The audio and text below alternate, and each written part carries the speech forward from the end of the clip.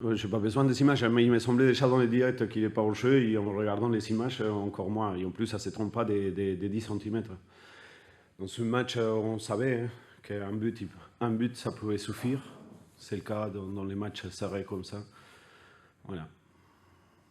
On a un lot de l'équipe voilà, qui est mal.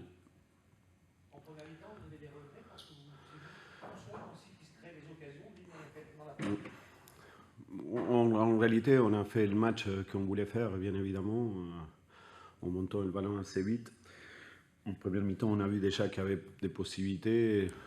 C'est toujours aujourd'hui, on a une amélioration par rapport à avant, déjà qu'on cadre les tirs. Au moins, que je me souvienne, on a cadré un ou deux. Mais voilà, le problème, c'est que c'est difficile d'effacer de ma tête cette décision-là parce que voilà, si c'est nous que menons, c'est pas, je suis pas sûr qu'on peut gagner le match, mais c'est nous qu'on mène. Voilà. Et à ce moment-là, bon, probablement la difficulté, c'était l'équipe lilloise qui l'a retrouvé et pas nous, on s'est retrouvé dans cette situation-là. Vous êtes porté par un manque de réussite finalement. Non, non, quand l'arbitre il se déchire comme il se déchire aujourd'hui, c'est pas la manque de réussite. On marque un but valable et l'arbitre il dit que non. Voilà. Et après, je veux bien croire que on est en manque de réussite. Oui, bien évidemment. Vous savez, la semaine passée déjà, pourtant vous savez l'équipe qui est première en face, voilà, on est en manque de réussite. C'est probablement l'eau d'une équipe qui est promue.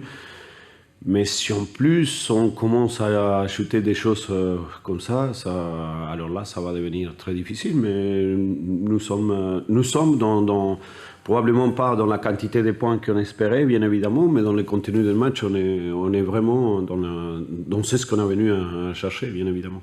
Qu'est-ce qui vous manque pour faire basculer du bon côté? Que l'arbitre ici fait le but valable. Voilà, aujourd'hui, nous avons manqué que ça, en fait, parce qu'on a réussi à marquer un but valable. Il y a un à 0-0. Si, à la limite, si Lille il menait 3-0, je dirais rien. Mais on savait, mais on l'a su. Vous savez, dans ces championnats-là, et on l'a bien vu la semaine passée aussi, même peu importe qui vous savez en face, sauf Paris Saint-Germain, probablement Monaco aussi, qui nous reste largement, mais très très largement supérieur. Les matchs, ils se décident à très peu de choses, et on l'a bien vu aujourd'hui. Vous en avez parlé à l'arbitre Oui, l'arbitre, il est pour rien en fait. C'est l'arbitre de touche, parce que moi, si j'étais arbitre et l'arbitre de touche, il me signale un enjeu, je vais siffler aussi. Voilà, l'arbitre, finalement, il est pour rien. Et l'erreur, c'est l'arbitre de touche, une grave erreur. Un gros, en tout cas. Grave, non, gros.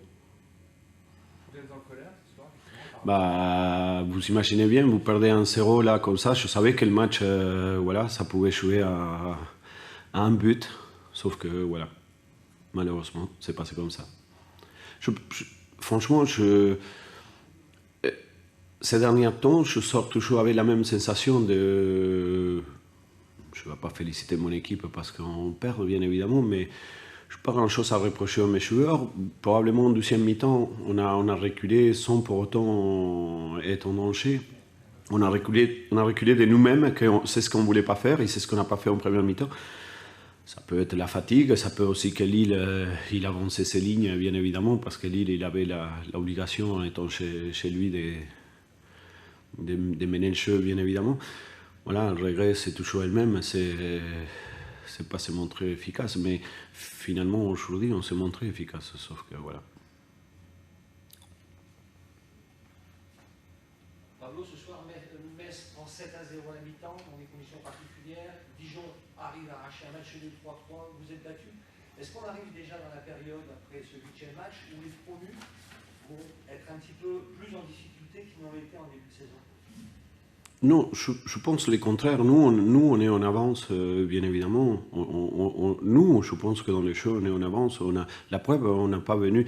Si vous regardez bien comment on est arrivé ici, par la situation de Lille, bien évidemment, et par la nôtre, Lille, voilà, presque c'est fini. Maintenant, il faut battre Nancy et là comme ça. Nous, on sait qu'on est l'équipe à battre, bien évidemment, mais quand on voit le match, on ne peut pas dire non plus que ni que Lille est dernière, ni que nous sommes une équipe promue, parce que malgré tout, l'environnement du match, l'importance et tout ça, on a voulu en tout cas faire jeu égal. Ça veut dire que je ne pense pas, je pense qu'on est plutôt en avance parce que Si vous comptez bien, on a joué aujourd'hui avec des gamins de 19, 20 ans, dans les cœurs de jeu, pour autant, voilà, avec quelqu'un de 17 ans. Non, on ne peut pas dire qu'on est dans la difficulté. On est dans la difficulté de résultat, bien évidemment, mais on n'est pas en difficulté à niveau de ce qu'on met dans les matchs, on n'est pas en difficulté. Vous avez le sentiment que votre équipe progresse?